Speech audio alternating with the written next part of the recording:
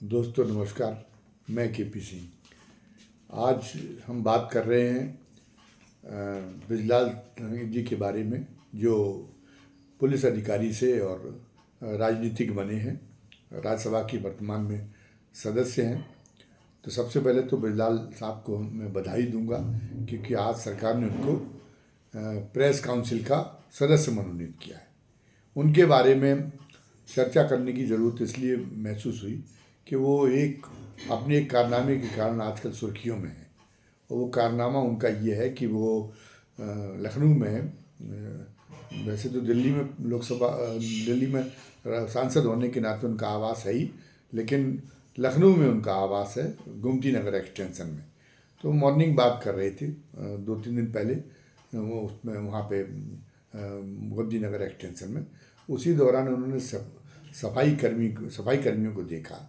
कुछ उनका हुलिया उत्तर प्रदेश वालों से अलग था, तो वो मूल रूप से तो वो पुलिस वाले हैं, तो टोकना संदिग्ध, अगर किसी को कोई उनको संदिग्ध लग रहा हो तो टोकना उनके स्वभाव में है। तो उन्होंने उनको टोक दिया और पूछा कि भाई आप लोग कहाँ से हैं, सफाई हमारे शहर में सफाई कर रहे हैं, आप लोग कहाँ से हैं। सब जानते हैं कि बड़े शहरों में आजकल जो ठेके दे दी जाती है सफाई कराने के, कोई किसी कंपनी को, तो उसका वही कंपनी अपनी सफाई कर्मचारी रखती है। तो ये तो उनको पता ही था कि ये हुलिया से उत्तर प्रदेश के नहीं लग रहे, तो नहीं होंगे, क्योंकि कंपनियां जहाँ पे भी सस्ता लेबर मिलती है वहाँ के लोगों को रखती हैं। तो उन्होंने उनसे ये पूछ लिया कि आप लोग कहाँ के, तो उन्होंने बताया कि हम लोग असम के हैं। तो वो भड़क गए।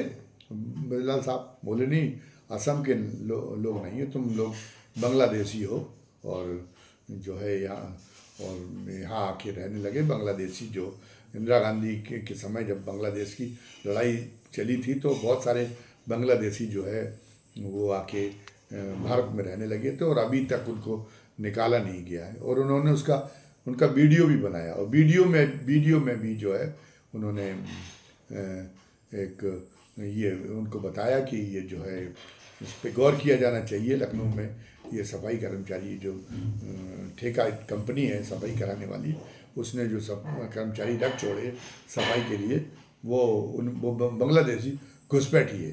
अब चूँकि इस समय सबसे बड़ा जो एक ड्रीम प्रोजेक्ट की तरह है घुसपैठियों की शिनाख्त करना और उसको निकालना, देश के सामने सबसे बड़ा मुद्दा ये है। इसमें कोई ना जो है बेरोजगारी का मुद्दा है, न गरीबी का मुद्दा है, न बढ़ती आर्थिक विषमता का मुद्दा, कोई मुद्दा इस समय देश में नहीं है। क्योंकि अभी इसी वर्ष के 15 अगस्त पर जो लाल किले से प्रधानमंत्री का पारंपरिक भाषण होता है, उसमें हमारे प्रधानमंत्री नरेंद्र मोदी जी ने बताया कि नहीं, बहुत गजब कर रहे हैं घुसपैठिए। तो पता चला कि सामूहिक बलात्कार कर रहे हैं, पता चला कि चोरी डकैती कर रहे हैं, और औरतों के, हमारी महिलाओं के मंगलसूत्र छीन के ले जा रहे हैं। उन्होंने जितना भयानक चित्रण किया, ज़मीनी स्तर पे उतनी तो कोई शिकायत थी नहीं, कोई ऐसा भी हमने प्रकरण नहीं पढ़ा, हमने क्या किसी ने नहीं पढ़ा होगा कि कहीं गैंग रेप हुआ। गैंग रेप की घटनाएं तो बहुत हो रही, लेकिन उसमें जो पकड़े गए वो घुसपैठिए थे, ये तो हमने कहीं नहीं पढ़ा। और घुसपैठियों को हमने कहीं ये भी नहीं पढ़ा कि घुसपैठिए इतने जो है सहजोर हो गए कि ज़मीनों पे कब्जा कर रहे हैं, मकानों पे कब्जा कर रहे हैं। जो वहाँ के रहने वाले लोग हैं उन लोगों को भगाए दे रहे। इतने सहजोर भी नहीं लगे कि वो औरतों की मंगलसूत्र छीन के ले जा रहे हैं, और पुलिस प्रशासन कुछ न कर पा रहा हो। लेकिन प्रधानमंत्री जो है उनके हमेशा, मायावती जी ने अभी कहा था, जिसकी चर्चा कर चुके हैं, कि एक अच्छी बात कही थी अभी पिछले दिनों जो उनकी लखनऊ में राष्ट्रीय पदाधिकारियों की बैठक हुई थी, उसमें उन्होंने कहा था कि अब जो फैसले किए जा रहे हैं सरकारों द्वारा, उन फैसलों के पीछे कोई नीति नहीं होती, कोई जनहित नहीं होता, कोई समाजहित नहीं होता। उन फैसलों के पीछे राजनीतिक स्वार्थ होता है। तो प्रधानमंत्री जब वो बोलते हैं, तो चाहे वो लाल किले के प्राचीर से बोले हैं, या मन की बात में बोले हैं, या कोई भी अवसर हो, वो राजनीतिक मकसद से ही बोलते हैं। और वो अपनी उस पर बहुत ज़्यादा बल देने के लिए कितना भी उसको बढ़ा चढ़ा के तिल का ताड़ बनाने में की इसकी कला में भी हमारे प्रधानमंत्री जी को महारत हासिल है। बहरहाल ये एक अलग बात हो गई कि वो घुसपैठ का, लेकिन ये घुसपैठ की समस्या उतनी गंभीर है कि नहीं जितना प्रधानमंत्री जी ने उसको लाल किले से जिस रूप में कहने की ज़रूरत समझी।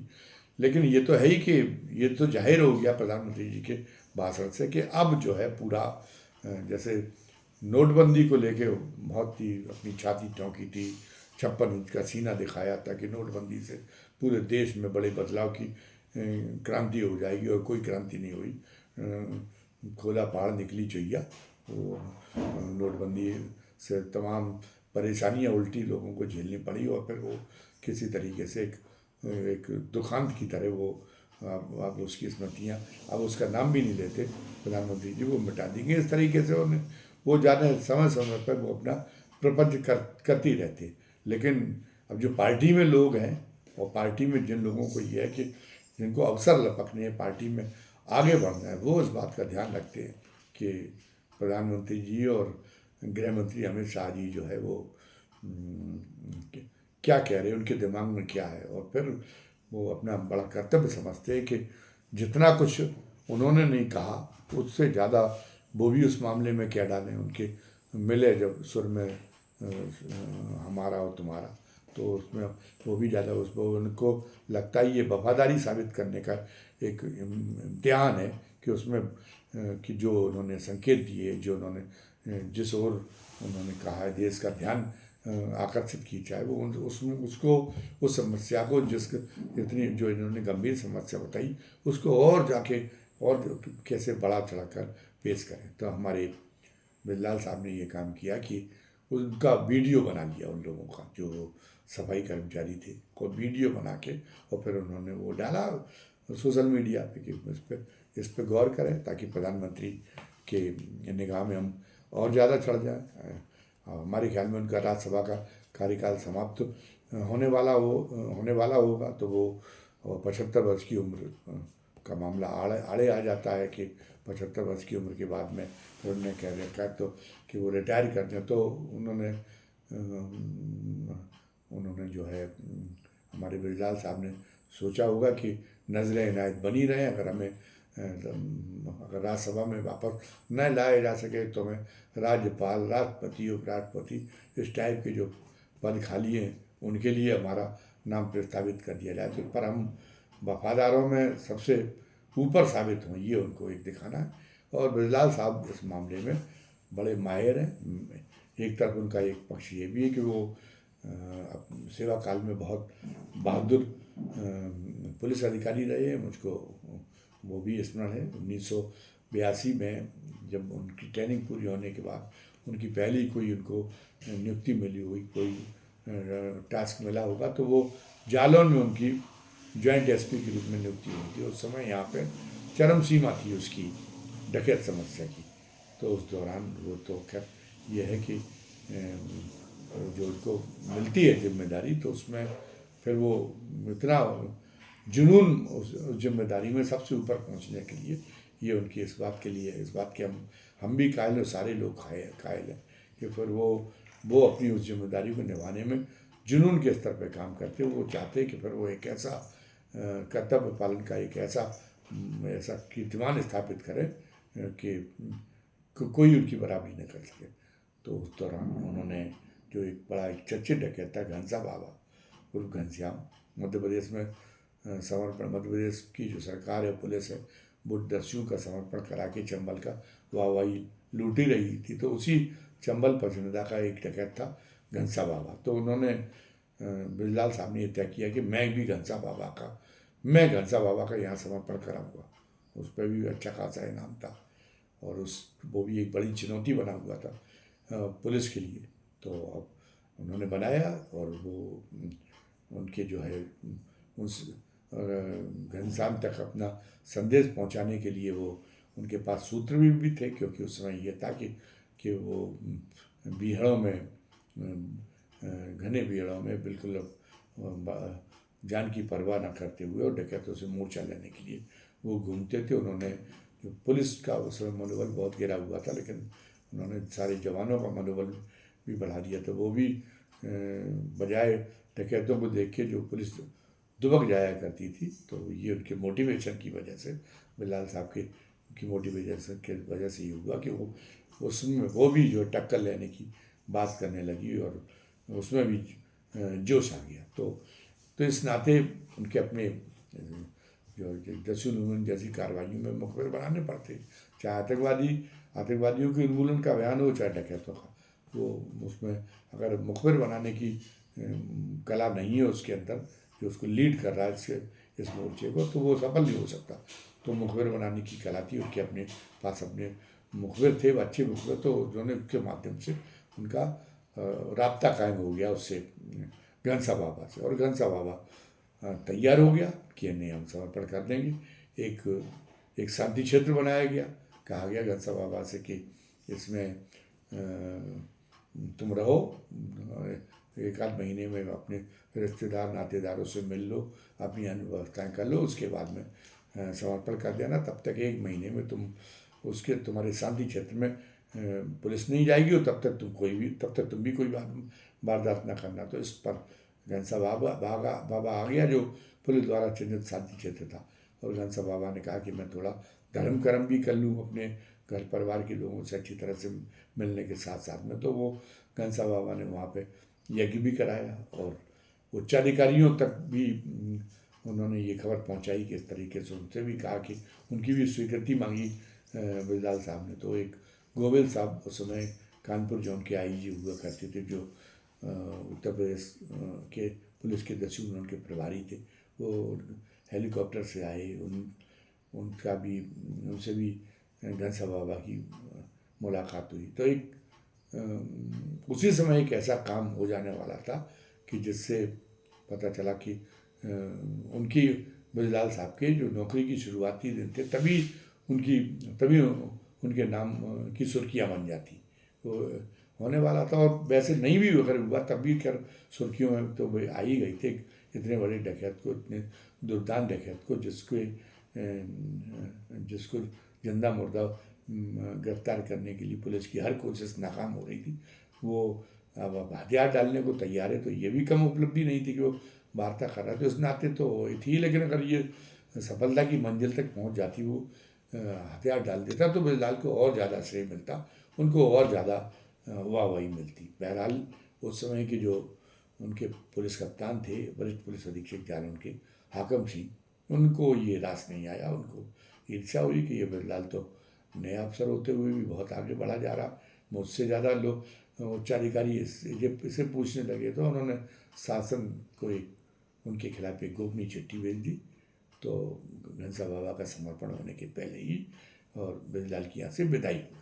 लेकिन उससे एक प्रारंभिक परिचय मिला उस समय। हालांकि लोग नहीं समझ पाए थे कि बिलाल में अन्य जो तमाम सारी खूबियाँ हैं, उसके साथ साथ में प्रचार लोलुपता की उनकी एक कमजोरी भी है, या उसको कह दें, या ये माने कि वो प्रचार लोलुपता एक कैटलिस्ट भी उनका के लिए काम करता। इसी की वजह से वो इतना आगे बढ़ चढ़ के काम करते। तो उसके बाद में वो एसपी सिटी लखनऊ बनी। तो एसपी उस समय लखनऊ की हालत बहुत ख़राब थी, प्रदेश की राजधानी होते हुए भी वहाँ एक तरह से पुलिस तो दृश्य से गायब हो गई थी। वहाँ तो एक बक्सी नाम का एक माफिया था, एक KP सिंह के नाम का माफिया था। तो ये माफियाओं का राज्य था वहाँ पे।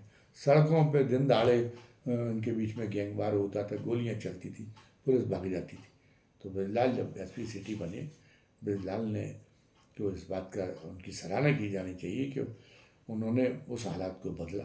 उन्होंने पुलिस को माफियाओं से मोर्चा लेना सिखाया, और माफियाओं को ये एहसास करा दिया कि नहीं, पुलिस भागेगी नहीं। अगर आपने ज़रूरत की तो फिर आपको पुलिस का सामना करना पड़ेगा, और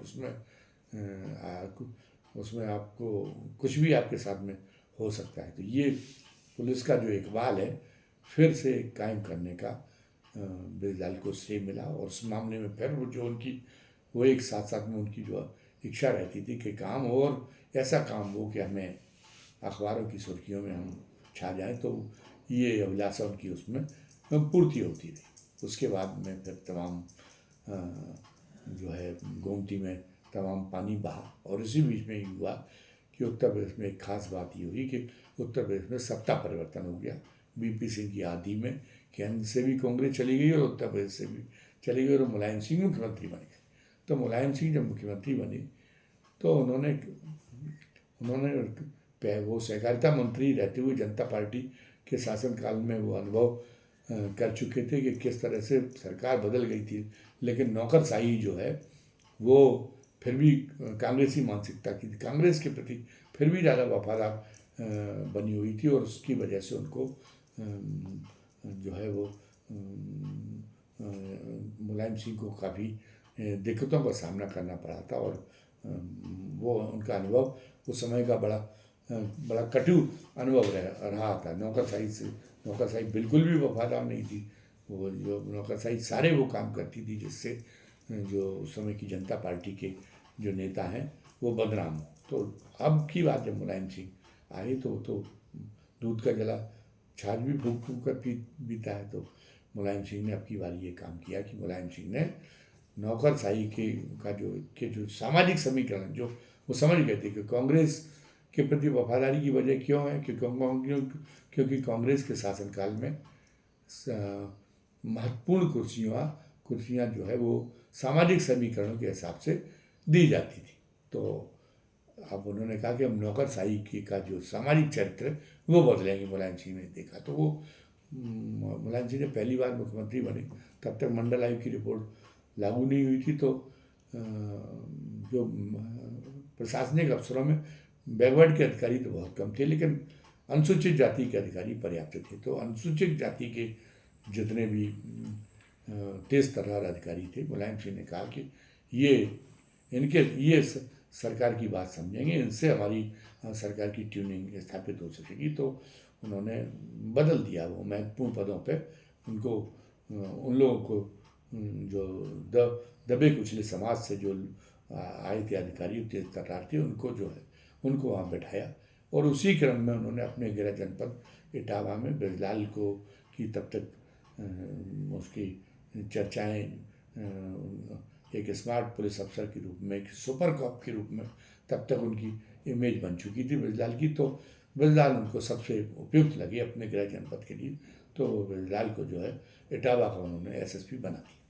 लेकिन हमने जैसा कि कहा कि ब्रजलाल तो अपनी छवि के आगे वो फिर किसी की कोई चीज़ नहीं देखते थे, वो अपनी छवि को सबसे ऊपर रखते थे। तो मुलायम सिंह का जो एक तरह से पार्टी चलाने का या सरकार चलाने का जो स्टाइल था, इसीलिए इतना ज़्यादा वंशवाद का उनके ऊपर आरोप लगता है। उनके तो दूर तक के रिश्तेदारों को उन्होंने वीआईपी दर्जा दिला दिया था। ये देखा था और सैफई को तो उन्होंने जन्नत बना दिया। तो मुलायम सिंह की कार्य करने की शैली क्या है वो सर्वविदित थी। तो उस शैली के अनुरूप एक तरह से एक निरंकुश सामंतों की तरह उनके परिवार के लोग, जिसमें शिवपाल सिंह का नाम सबसे ऊपर है, इटावा में कारगुजारियाँ चला रहे थे। अब कोई और अधिकारी होता तो वो सोचता कि नहीं, हमारी विचार हम जिस वर्ग से आए हैं उस वर्ग के प्रति सहानुभूति रखने वाली सरकार आज एक कायम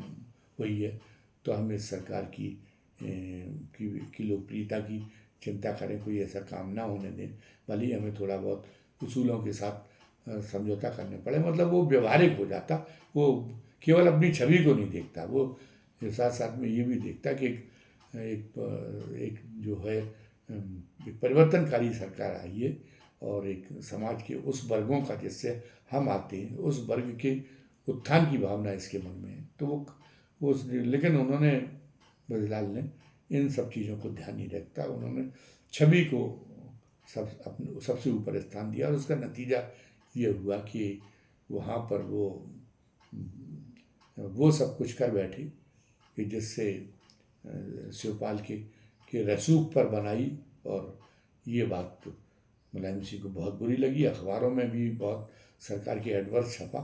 तो मुलायम सिंह ने कहा, तो मुलायम सिंह ने ये तय किया कि अब सबक सिखाना पड़ेगा। मुलायम सिंह को उस पर बहुत गुस्सा आया कि मैंने तो ये सोचा था कि चलिए ये दबे कुचले वर्ग से और हम लोग भी उस वर्ग से आए और एक तरह से एक सामाजिक परिवर्तन में शुरुआत हुई है और ये सहयोग करेगा, लेकिन इसको इसको अपनी इमेज की पड़ी, इसने अपनी इमेज की खातिर और सरकार की इमेज बलि चढ़ाने में हमारी कोई कसर नहीं छोड़ी। तो उन्होंने मुलायम सिंह ने तत्काल ही उनको ब्रिजलाल को उनको निलंबित कर दिया और निलंबित करने के साथ साथ में ये काम किया कि ये इनको बर्खास्त करने तक पे वो आमादा थे। तो इसके लिए कानपुर का एक डीआईजी, कानपुर के डीआईजी के रूप में उन्होंने पोस्टिंग की गुंगेश की, जो समय डीआईजी के लिए एलिजिबल नहीं हुए थे, उनकी नौकरी कम थी, तो उनको कारबाग डीआईजी बना दिया गया। और चूँकि इटावा कानपुर रेंज में आता है, तो ये था कि जांच कानपुर के डीआईजी को मिलनी थी, तो उन्होंने गुंगेश को इस निर्देश के साथ उनकी जांच सौंपी कि तुम पूरा सारा इनका कागजी वो तैयार कर दीजिए आधार, और जिससे हम केंद्र पर दबाव डाल के उनको बर्खास्त कर सकें। तो ब्रिजलाल के वो बहुत बुरे दिन थे। बस उनकी खुशकिस्मती ये थी कि केंद्र में मुलायम सिंह की हाँ में हाँ मिलाने वाला प्रधानमंत्री नहीं था। प्रधानमंत्री उस समय बीपी सिंह थे और वो मुलायम सिंह की रीति जानते थे, और वो बीपी सिंह का जो मिजाज था साफ सुथरे थे, तो वो अपने भाई और अपने लड़के तक को नहीं बख्शते थे। तो फिर वो मुलायम सिंह को कि आँख मूंद के बात मान लें, ऐसी गिरोहबंद मानसिकता उनकी नहीं थी जैसे अन्य नेताओं की थी, जो फिर बड़ा इस बात के लिए महिमा मंडित किए जाते कि क्या जवाब नहीं है चंद्रशेखर का, क्योंकि चंद्रशेखर से कुछ भी करा लीजिए, वो ठाकुरवाद के नाते राजा भैया के ऊपर भाषण दे सकते थे संसद में। वो मुलायम सिंह की जो है पूरा खुद भी वहाँ का मुलायम सिंह की दबंगी की पूरी किसी भी हद तक दबंगी, भले ही उसमें हत्याएं हो जाए, फिर तब भी वो मुलायम सिंह का समर्थन कर सकते थे। खुद भी उनका ये था कि जनता पार्टी के अध्यक्ष वो बन गए थे वो जयप्रकाश जी की चमचागिरी करने के बाद, तो उसके बाद में ये था कि यही पद हमारे लिए सीढ़ी बनेगा प्रधानमंत्री पद तक पहुंचने का, तो हम इस पद को नहीं छोड़ेंगे। उसके लिए भले ही राम जेठमलानी को उन्हें पिटवाना पड़ा हो या सुब्रमण्यम स्वामी को, लेकिन ये काम किया। लेकिन फिर भी उनकी प्रशंसा की जाती है चंद्रशेखर की। दूसरा कोई नेता होता तो वो उस पर ये किया जाता कि वो गुंडा है, लेकिन चंद्रशेखर जी को, क्योंकि पत्रकारों को भी ये पता था कि चंद्रशेखर जी से अगर मिल के चलेंगे तो हमें कुछ मिल जाएगा, और यदि मिल के न चले तो वो बहुत कुछ देने की उनकी आदत है। बीपी सिंह की तरह है नहीं कि किसी को अनुचित लाभ न दें, तो वो तो अगर वो अपने आदमी को लाभ भी खूब दिलाते, और यदि उनकी से न मिल के चले तो फिर वो सीधा करना भी जानते। तो जो राम जेठमलानी के साथ में हुआ, जो सुब्रमण्यम स्वामी के साथ में जो हुआ, वो हमारे साथ में भी हो सकता। तो पत्रकार भी पैसे के साथ साथ डर के भी चलते, तो इसलिए पत्रकार को आज भी बहुत पसंद आती है। तो कहने का मतलब ये है कि ब्रिजलाल की बर्खास्तगी इसलिए नहीं हो पाई मुलायम सिंह ने कि पूरा मन बनाने के बावजूद भी कि केंद्रीय सेवाओं के जो अधिकारी हैं वो जब तक उसमें केंद्र की हरी झंडी नहीं है तब तक कोई राज्य सरकार उनको नौकरी उनकी ख़त्म नहीं कर सकती। तो इसलिए ब्रिजलाल साहब की नौकरी की इस वजह से जैसे तैसे बच गई, और उसके बाद में फिर उनको कल्याण सिंह उनको मेरठ में लेके गए, तो उन्होंने फिर मेरठ में भी बड़ा माफियाओं के खिलाफ ज़बरदस्त जौहर दिखाया। और उसके बाद में वो जो है, अब उनको एक राजनीतिक गॉडफादर चाहिए था, तो कल्याण सिंह भी कुछ दिन रहे और 19 महीने उनकी सरकार रह पाई। और उसके बाद में भाई लोगों ने देखा कि ये तो मंडल आयोग की रिपोर्ट की वजह से बीजेपी को उन्हें मुख्यमंत्री बनाना पड़ा था, वरना एक पिछले वर्ग का मुख्यमंत्री वो बनाती नहीं।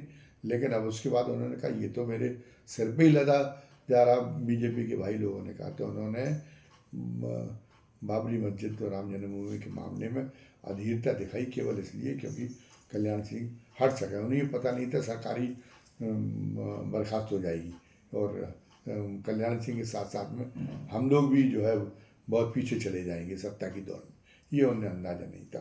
तो उन्होंने उत्पात करके समय के पहले बाबरी मस्जिद गिराने का हादसा करा दिया, और उसमें कल्याण सिंह की सरकार बर्खास्त हुई और भारतीय जनता पार्टी लंबे समय तक सत्ता की दौड़ से आउट हो गई। तो पूरा जो राजनीतिक मुकाबला है वो उत्तर प्रदेश का सपा और बसपा के बीच में सिमट के रह गया। तो सपा तो माने तो उन्हें पता था कि सपा तो हमें जानी दुश्मन समझती है बिरलाल की, तो अब उनको राजनीतिक गॉडफादर की तलाश थी, तो वो मायावती की शरण में चले गए। और उन दिनों वो इतने अधिक वफादार बन गए बहन जी के कि जब उनको आगरा का डीआईजी बनाया गया, तो हालांकि उनके ऊपर कोई आर्थिक उनकी जो एक तरह से उस पर कभी कोई वो नहीं लगा, कोई दाग नहीं लगा है, लेकिन फिर भी ये उनके बारे में कहा गया कि उन्होंने थानेदारों को बसपा की रसीद इकट्ठे दिए और उनको टारगेट दिया कि इतना पार्टी फंड में इतना पैसा तुमको जमा कराना पड़ेगा। ये उसके लिए उनकी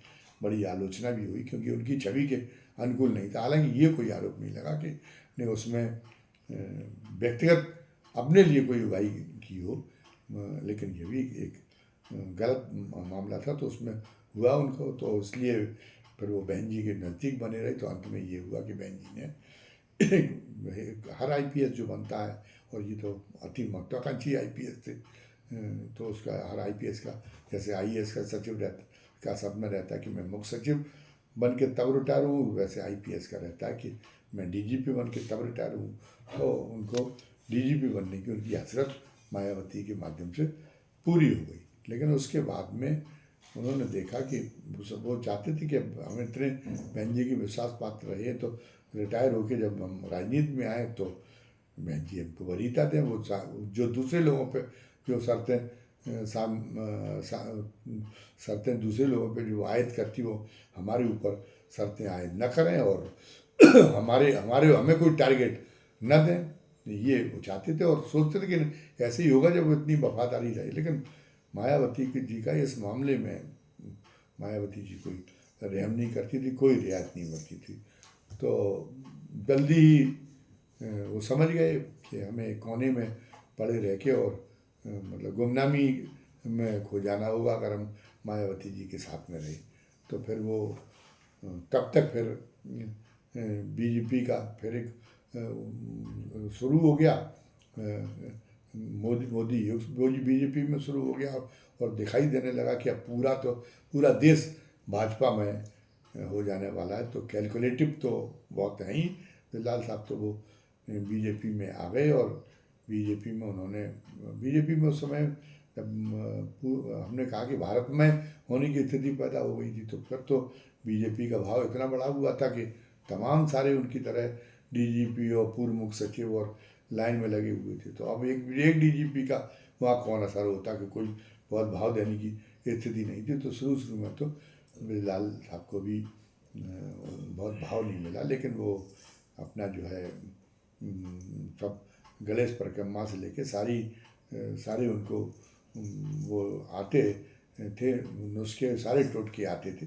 जिससे वो जगह बना सकें, जगह न होते हुए भी जगह बना सकें। तो वो उसका नतीजा ये रहा कि उनको जब उत्तर प्रदेश में परिवर्तन हुआ और योगी आदित्यनाथ मुख्यमंत्री बने, तो उनको एक ऐसे अनुसूचित जाति आयोग में, जनजाति आयोग में उनको एक ऐसे अध्यक्ष की तलाश थी, क्योंकि उनकी जो कार्यशैली, उनके विचार तो अलग थे और कोई सामाजिक न्याय तो उनके विचार में था नहीं।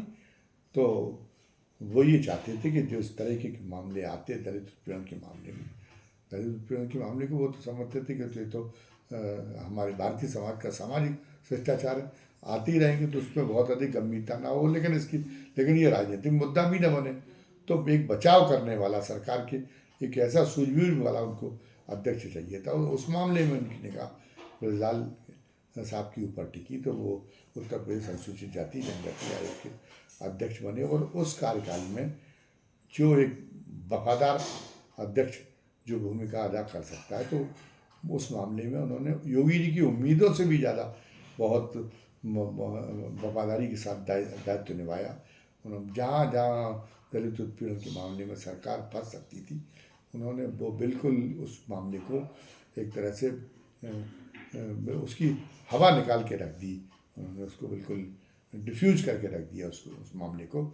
ये जो उनकी सेवा रही अनुसूचित जाति जनजाति आयोग के अध्यक्ष के रूप में, उत्तर प्रदेश अनुसूचित जाति जनजाति आयोग के अध्यक्ष के रूप में, ये जो उनकी सेवाएं रही, इस सेवा से उनका जो है वो भारतीय जनता पार्टी के शीर्ष नेतृत्व की भी नज़रों में चढ़ गए। और ये हुआ कि भाई अब राज्यसभा में जब भेजना है तो राज्यसभा में दलितों में से भी कुछ लोगों को भेजना है, तो ये कहा गया कि नहीं, इस मामले में बृजलाल सब सर्वाधिक उपयुक्त हैं दलित कोटा पूरा करने के मामले में। तो बृजलाल साहब इस तरीके से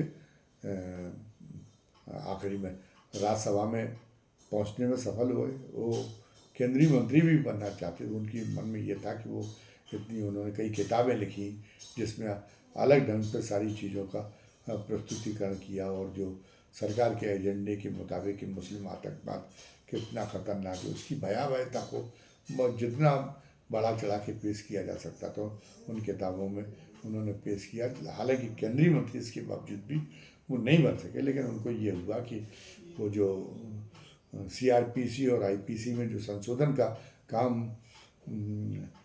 अमित शाह ने उसको ठान रखी थी, उस पर भी मोदी की मुहर लग जाए। हर चीज़ पर संसद भवन भी नया, हर चीज़ लोग भूल जाएं कि मोदी के प्रधानमंत्री बनने के पहले देश में कुछ भी और था। तो इसके तहत उन्होंने जो है उसका जो प्रयास कर रहा था, तो उसमें बृजलाल जी को कानून का भी ज्ञान और पुलिसिंग का भी ज्ञान और आपराधिक कानूनों का भी बहुत अच्छा ज्ञान था। तो उस अपनी विद्वता का उन्होंने पूरा फायदा सरकार को दिया, और इस नाते फिर उनको गृह मंत्रालय की संसदीय समिति का अध्यक्ष भी इस नाते बनाया गया था। तो उसमें उन्होंने समीक्षा की, और उसमें जो नई IPC भारतीय न्याय संहिता जो बना था और भारतीय जो दंड प्रक्रिया संहिता का जो नया संस्करण बना था, तो उसमें वो जो अपेक्षित संशोधित थे वो उन्होंने करके उसको बहुत शानदार दोनों कानून बनाए। इस मामले में उनकी सराहना करनी पड़ेगी। तो फिर वो और ज़्यादा निगाह में सरकार की चढ़ गई। तो ये पता चलता है कि किस तरीके से कैरियर मैनेजमेंट का गुर कितनी अच्छी तरीके से जानते बृजलाल साहब, और सुर्खियों में बने रहने का भी गुर कितनी अच्छी तरीके से जानते हैं। इस समय YouTube पर वो छाए हुए हैं, किस बहादुरी के साथ उन्होंने कैसे बाराती बन के गए डकैतों को मारा, कैसे जान पर खेले, सारा का सारा सब पर वो जो की हसरत रहती। तो इन दोनों मीडिया में YouTube पे वही छाए हुए हैं, और जहाँ जाते प्रेस कॉन्फ्रेंस करके वो पूरा अपना पराक्रम बताते थे। और वैसे हैं भी वो बहादुर और कर्मठ अधिकारी, जुनूनी अधिकारी हैं भी। तो अत्युक्ति ही वो कर लेते, लेकिन ऐसा भी नहीं कि उसमें शून्य हो। तो अब जब ये मैं इशारा ये कर रहा था कि अब जब ये आई कि वो जो है राज्यसभा का कार्यकाल जब इनका समाप्त हो जाएगा, तो अगली बार तो फिर उनको राज्यसभा का टिकट मिलेगा नहीं, तो कहाँ किसी और बड़े संवैधानिक पद पर कैसे पुनर्वासित हों। तो इस मामले में भारतीय जनता पार्टी की केंद्रीय नेतृत्व का ध्यान खींचने के लिए उन्होंने ये जो घुसपैठिया के जो तथाकथित घुसपैठियों का वीडियो बना के उन्होंने डालने का काम किया। तो फिलहाल तो उनको आज ही एक पुरस्कार इसका मिल गया है कि वो प्रेस काउंसिल के सदस्य बन गए। हालांकि ये उनकी अपेक्षा से बहुत छोटा उनको मिला है, बहुत छोटा दायित्व है उस मामले में, लेकिन फिर भी उनको ये है कि वो जो सरकार ये इससे यह पता चल गया कि जिस ढंग से वो सरकार का ध्यान अपनी तरफ खींचना चाहते थे वो उसमें सफल रहे। तो फिर से उनको प्रेस काउंसिल का सदस्य बनने पर बधाई, और साथ साथ में उनके लिए हमारी शुभकामनाएं ये है कि जो उनके आगे बढ़ने का काम है वो केवल यहीं तक थमा न रहे। राज्यपाल अगर वो राष्ट्रपति या उपराष्ट्रपति न बन पाए, न उनके बनाने के बारे में न सोच पाए सरकार, तो कम से कम उनको किसी राज्य का राज्यपाल बनाने के बारे में तो सोच ही ले। तो ये इस मामले में हमारी शुभकामनाएं बृजलाल साहब के साथ में। अभी की वीडियो में बस इतना ही। धन्यवाद। जय हिंद, जय भारत।